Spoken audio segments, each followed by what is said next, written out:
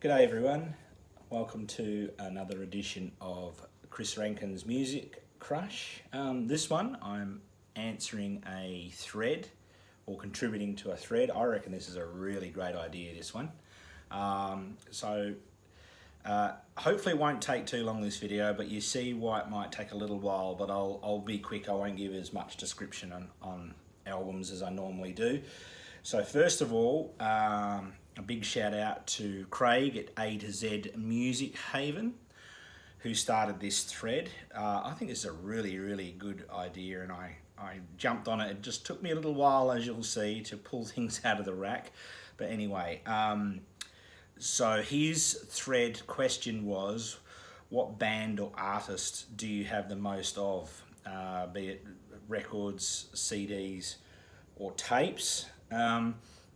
At first I thought there'd be one that would win for sure, but I thought I'd better go through and count up some of the big players that I have in my collection, just to make sure. And would you know it, it came out as a tie. I thought one was going to win by one, and then I realised that one of them was stored in a different section, but it's still an album, but it's just because it was a deluxe album, it looks like a DVD box, so it's in that section, but they came out as a tie. So look, let me get onto it pretty quick. I will leave a link to Craig's channel in the description, just to give you some stats on the ones that didn't make it. So I only bothered listing the ones that got into double figures as albums. Camel just missed out, the great prog rock band Camel just missed out with 9.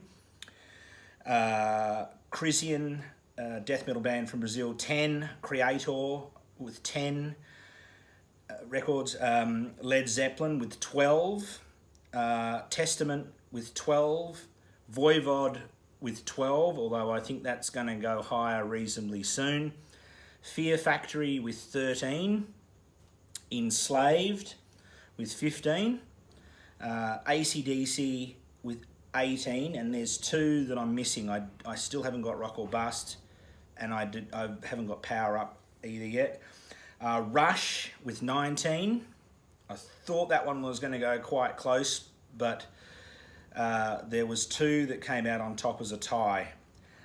So I'll tell you what they are, and then I'll just quickly go through the albums just to show them. But the tie was Iron Maiden. Everyone who knows me pretty much knew that was going to happen. They are my equal favourite heavy metal band of all time. They are the heavy metal band that pretty much started it all for me. Not entirely. Judas Priest and Deep Purple and Black Sabbath a little bit before, but quick story. So I saw the album artwork for Killers when I was 7 years of age. I wanted it so badly, so I asked my sister could she help buy it for me, and she bought it for me on cassette, which was the first actual metal album I owned. And ever since then I've bought every Iron Maiden album the day it came out. So early on it was cassettes and records. I don't have the Killers or the self-titled or Number of the Beast or Peace of Mind cassettes anymore, but I do have the CDs and records, and I'll show you which ones I got as they came out. And the other one that tied with so Iron Maiden is 28, and the other one may come as a shock to some of you who don't know me very well, considering I'm quite a big metalhead, but many of you and close friends that know me well will know this one for sure, and that's David Bowie with 28 also. So let me get started. What I'll do is first I will show, I'll show Iron Maiden first.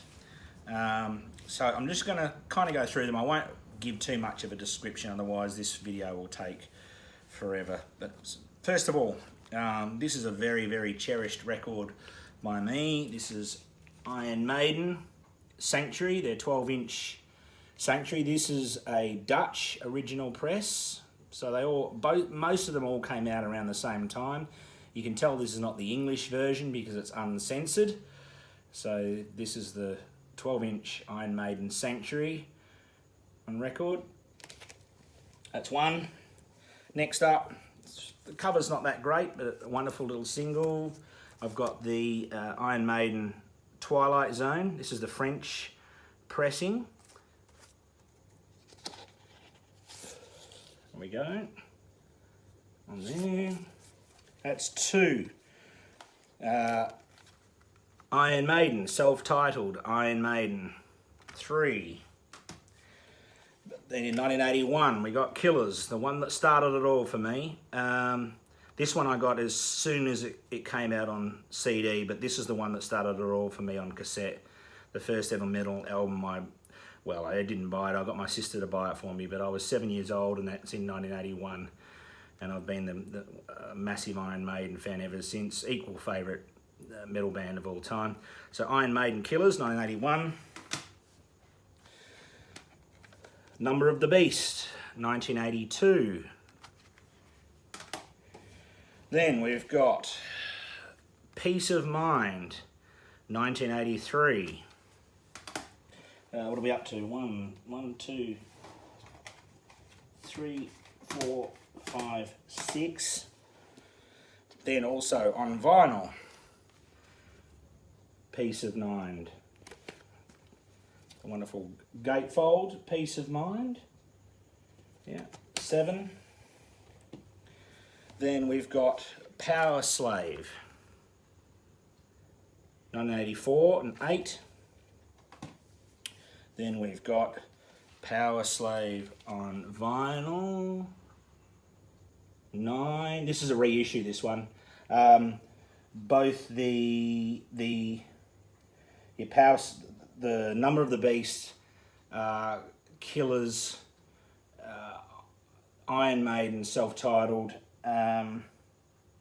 Peace of Mind, I got the moment they are available on CD. Then we've got Summer in Time, 1986. This Summer in Time on vinyl, this is an original press. I got this the day it came out. Where are we? There we go. An EMI. Then we've got, I've lost count, hang on. 1, 2, 3, 4, 5, 6, 7, 8, 9, 10, 11, 12, Seventh Son of a Seventh Son. Now 13, we've got these little beauties that came out. This is the Running Free Run to the Hills with the Phantom of the Opera on the front. That came out in 1990. A whole lot of these came out in 1990. I wish I'd got them all at the same time, but I just didn't. They were not all of them were hard to get. You could get certain ones in certain places. This is the Wasted Years, Stranger in a Strange Land. Came out in 1990 as well. No Prayer for the Dying, sorry. This came out in 1990 as well. So all of these I got now after, all the ones I'm showing I got as the day they came out, pretty much. I got them all the day they came out on cassette, and then when Summer in Time came out, the ones I'm showing are the ones that I got on the very first day when they were released. This is the Quick of the Dead CD single. This was 1992, yeah, just before Fear of the Dark. Then we've got 1992, Fear of the Dark. Then this one, this is real, it's legit, it looks a bit bootleggy because it's that cover, but some of these came out with just the plain cover. Live at Donington, 1992. This is one of the very few live albums of anything that I have. I used to have Live After Death on the big 4 cassette. I don't have it anymore, and I'd never bothered replacing it with an audio album because I have it on both VHS, DVD. I don't think I have it on Blu-ray, so I thought didn't really want to replace it on audio because a lot of live stuff I tend to prefer the visual of it, so I get it on DVD or something like that, Blu-ray. Next, Fear of the Dark Live, and if you see here, this is a limited edition, Fear of the Dark Live. This is basically a single. You can see there. I've lost count, but yeah. This one is, what do you got? Real Live One. There was a few that came out like this. Iron Maiden Real Live One. This is 1993. The Fear of the Dark Live was 1993 too. This is a Real Dead One, 1993. Then we have X Factor, 1995. Then we have Virtual 11, 1998. Then Bruce and Adrian came back. I was so thankful when they did. And up until this point, I still hadn't seen them live yet. They did come to Australia a couple of times, but they only did Sydney and Melbourne. And of course, when Bruce and Adrian left, I thought I'd never get to see the original lineup. So there's Brave New World, 2000. Then we have Dance of Death, 2003. Dance of Death. Then, would you believe this is my favourite of the new Iron Maiden albums since Bruce and Adrian came back. A Matter of Life and Death, which is 2006. I love this. Brighter Than a Thousand Suns is one of my favourite Iron Maiden songs of all time, and that cover is just unreal. 2006, Matter of Life and Death. Then, 2010, Final Frontier. Now, just before this album, I saw Iron Maiden on the Somewhere Back in Time tour for the first time. That was in 2008 at the Perth Burswood Dome. So I had waited, 27 years. Is that right? Is my maths correct? Yeah, 27 years to see my favourite metal band, and it was worth the wait. Still one of my favourite concerts of all time. So Final Frontier, that was 2010. And then number 28, The Book of Souls, 2015. And this is the one I kind of forgot. It is an actual album. It's not a DVD. It is an actual album where you get the booklet inside, and there's all the discs. There is a DVD part of it, but this is why I almost thought that it fell short of David Bowie, because I have this stored with all the DVDs because it's the right size for all of those. So there's Iron Maiden with 28. So now another stack here. So David Bowie also with 28. So I'll run through these reasonably quick. I'm sure most people know all about David Bowie. So we've got the debut.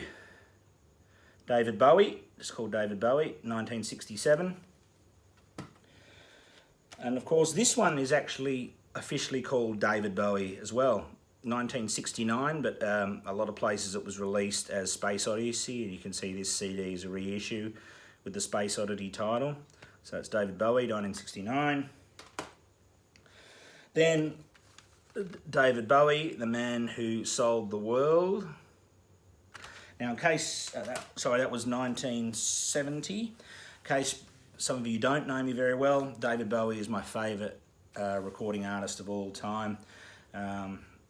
Fantastic. One of the few celebrities. I don't normally sort of shed a tear when a celebrity passes away as such. You know, it's sad that someone's passed away, but there's only been a couple of times that it's touched me so much, and the passing of David Bowie was very much...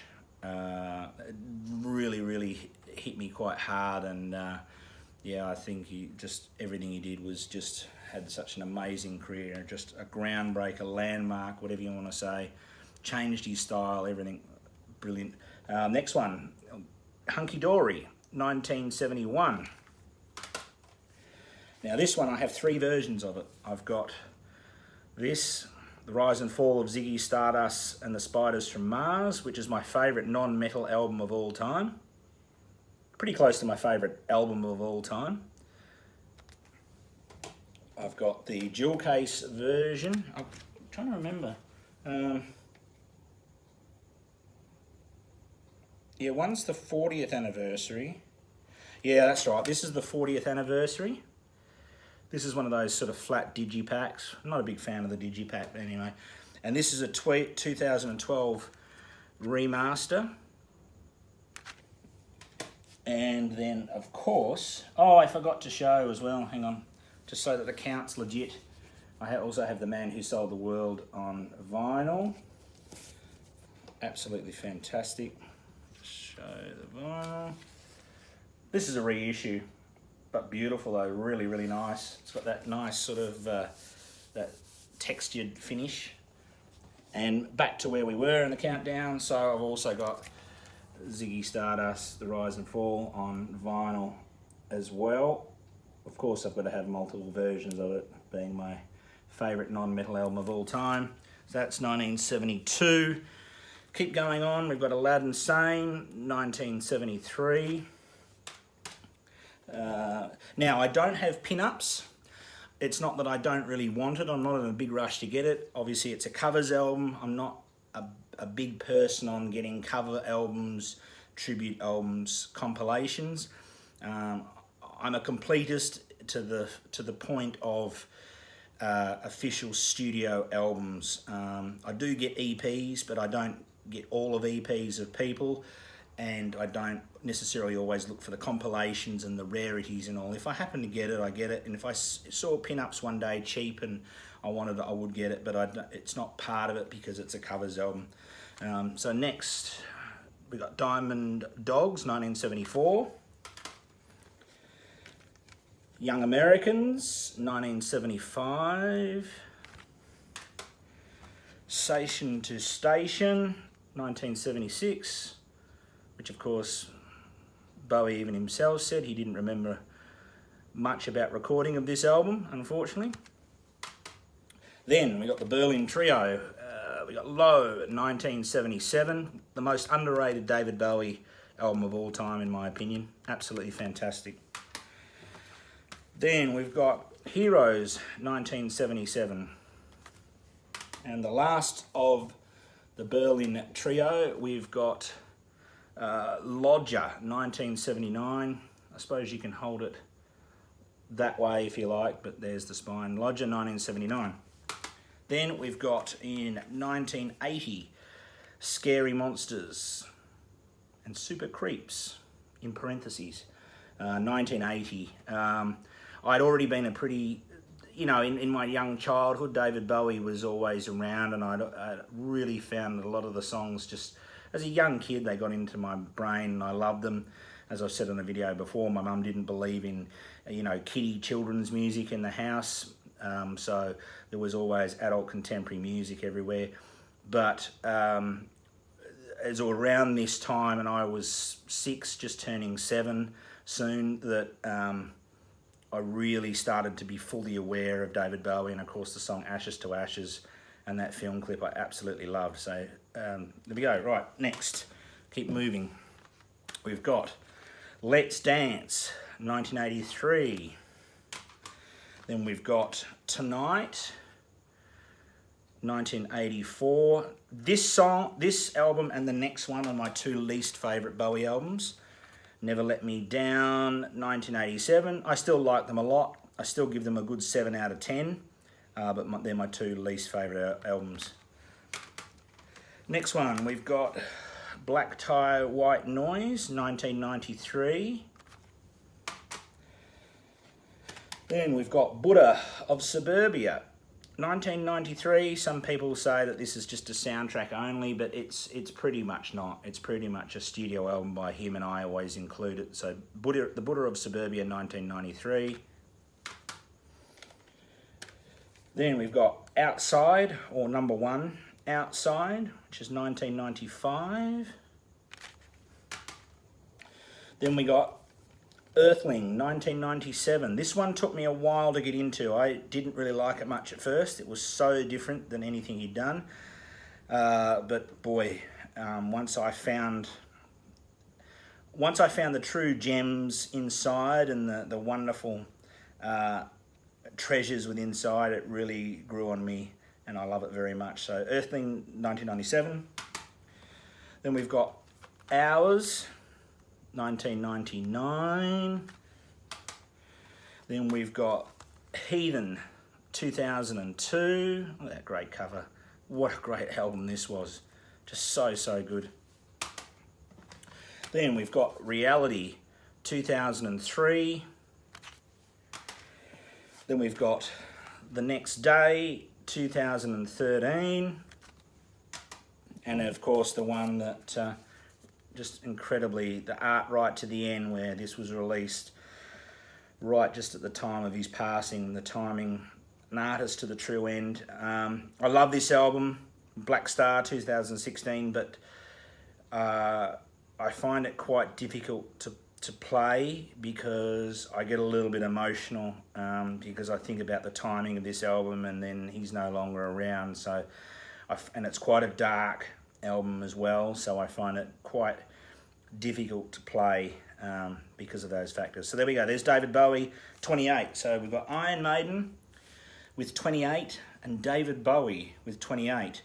Now, Iron Maiden are working on a brand new album and it should be released sometime this year. So if I do this video, probably within the next 12 months again, Iron Maiden will be the clear winner at 29. There's no doubt about that. A few others that are closing, Enslaved, will still making albums, so they might close on that. Voivod, I've got a few more to get, but that'll take me up to about 15.